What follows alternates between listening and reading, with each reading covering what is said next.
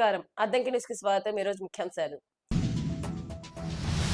అద్దంకిని ప్రకాశం జిల్లాలో విలీనం చేసేందుకు అన్ని ఏర్పాట్లు పూర్తయ్యాయన్న మంత్రి గొట్టిపాటి.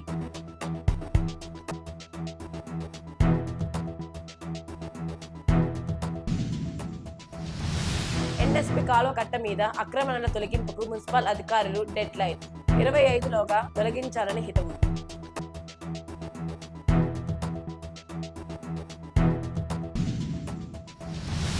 అద్దంకిలో అమరజీవి పొట్టి శ్రీరాములు వర్ధంతి నివాళులర్పించిన పలువురు ప్రముఖులు.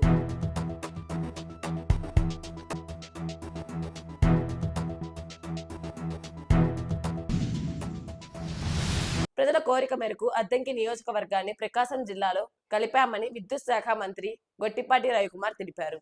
అద్దంకికి ప్రకాశం జిల్లాలో విలీనం చేసేందుకు అన్ని ఏర్పాట్లు పూర్తయ్యాయని మంత్రి పేర్కొన్నారు. అద్దంకిలో ఆయన మీడియాతో మాట్లాడుతూ గత ప్రభుత్వంలో అద్దంకిని ప్రకాశంలో కలిపేందుకు విన్నవించినా పట్టించుకున్న పాపాన పోలేదన్నారు. వైసీపీ వ్యవస్థల్ని నిర్వీర్యం చేసిందన్నారు. మళ్ళీ 5వసారి ఇక్కడ ఎమ్మెల్యే గెలిచిన తర్వాత ఎన్నో కార్యక్రమాలు చేస్తా ఉన్నాం. ఇప్పుడు ముఖ్యంగా మనం బాపట్లో ఉన్నాం. అంతకుముందు ఏది జిల్లాల విభజన అప్పుడు ఉన్న ప్రభుత్వాన్ని చాలాసార్లు వెళ్ళి అడిగినా సరే వాళ్ళు ఆలకించాల. తర్వాత ప్రభుత్వం అధికారంలోకి వచ్చింది. మనం కోరుకున్న ప్రభుత్వం అధికారంలోకి వచ్చిన తర్వాత ముఖ్యమంత్రి గారి దృష్టికి తీసుకెళ్లాము. ఇమీడియట్ గా మనల్ని ఒంగోలు ప్రకాశం జిల్లాలో చేర్చడం జరిగింది. మంచి కార్యక్రమాలు ఒకటి. దాంతోపాటు మనకి అంతకుముందు నేను ఎమ్మెల్యేగా ఉన్నప్పుడు డి ఆఫీస్ తెచ్చా, కరెంట్ డి ఆఫీస్. అప్పుడు మనం చీరాల వెళ్లాల్సి వచ్చేది. అట్లానే ఇప్పుడు చిన్న చిన్న సమస్యలకి భూముల సమస్యలు ఎక్కువగా ఉన్నాయి. వీటికి అన్నిటికీ వెళ్ళాలంటే మన చీరాల బాపట్ల వెళ్లాల్సి వస్తుంది. చాలా దూరం అవుతుంది. మనకి రెవెన్యూ డివిజన్ పెట్టమంటే ఇప్పుడు రెవెన్యూ డివిజన్ కూడా ఓటు ఇవ్వడం జరిగిందన్నమాట. ఇప్పుడు అద్దంకి డివిజన్ పరిధిలోని సాగర్ కాలువపై తాత్కాలిక ప్రాతిపాదికన పనిచేస్తున్న లస్కర్లు సోమవారం అద్దంకిలో ఎన్ఎస్పి ఈఈ సతీష్ తో మాట్లాడి తమ సమస్యలను విన్నవించుకున్నారు. అద్దంకి, సంతమాగులూరు, కోనంకి సబ్ డివిజన్ లో 90 మంది పనిచేస్తున్నామన్నారు. 12 నెలల నుంచి తమకు గౌరవ వేతనం అందడం లేదని వివరించారు. తమకు రావాల్సిన గౌరవ వేతనాన్ని మంజూరయ్యేలా చూడాలని కోరుతూ వినతి పత్రం అందజేశారు.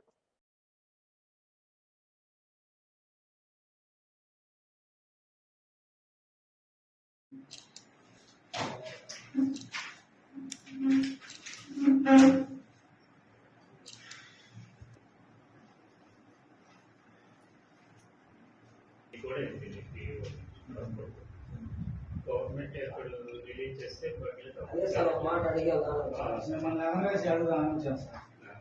నెలలు పని చేస్తా ఉన్నారు.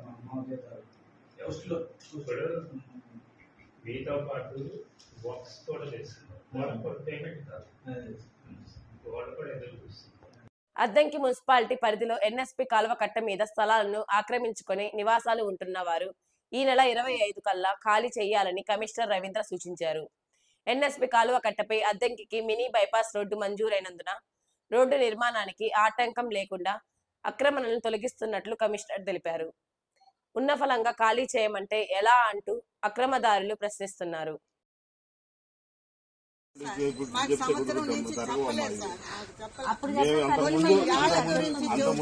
చెప్తానే ఉన్నారు. నేను వచ్చిన కొత్త అనుకో అంత ముందు నుంచి చెప్తా ఉన్నారు. మీకు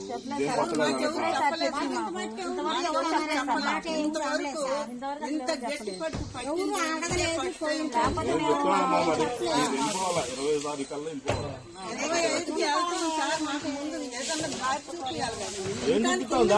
ఏం చూపిస్తాను చెప్పు.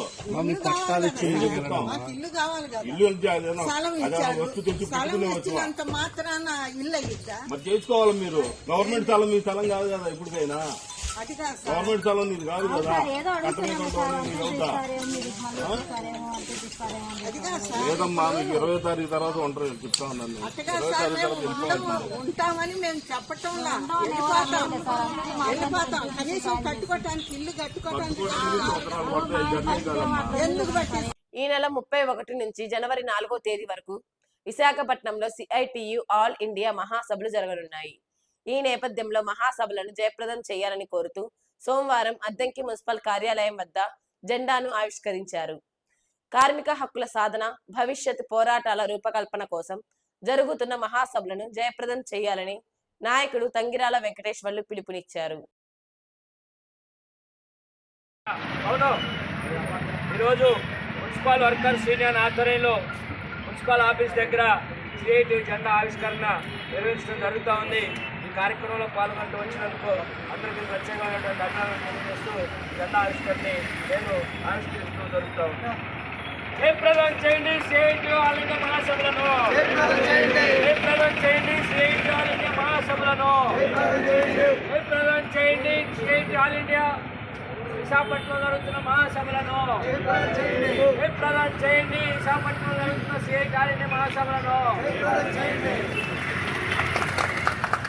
అమరజీవి పొట్టి శ్రీరాములు వర్ధంతిని సోమవారం అద్దంకిలో నిర్వహించారు. పొట్టి శ్రీరాములు విగ్రహానికి పూలమాలలు వేసి నివాళులర్పించారు. మద్రాసు నుంచి తెలుగు మాట్లాడే ప్రజల కోసం ప్రత్యేక రాష్ట్రం కావాలని పొట్టి శ్రీరాములు చేసిన త్యాగం ఫలితంగా ఆంధ్ర రాష్ట్రం ఏర్పడిందని వక్తలు పేర్కొన్నారు. ఆయన జీవితం, త్యాగం తరతరాలకు స్ఫూర్తిదాయకమన్నారు.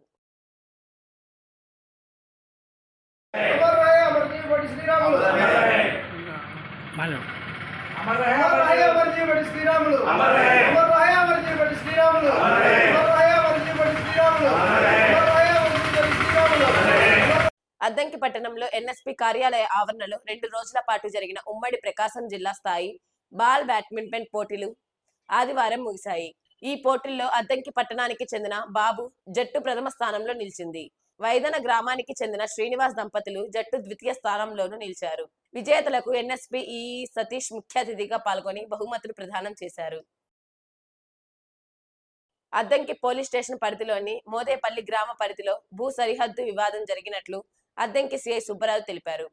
రైతు మేదరమెట్ల అంజయ్యపై నల్లపనేని రామాంజనేయులు అతని కుమారుడు దాడి చేసినట్లు ఫిర్యాదు అందిందన్నారు.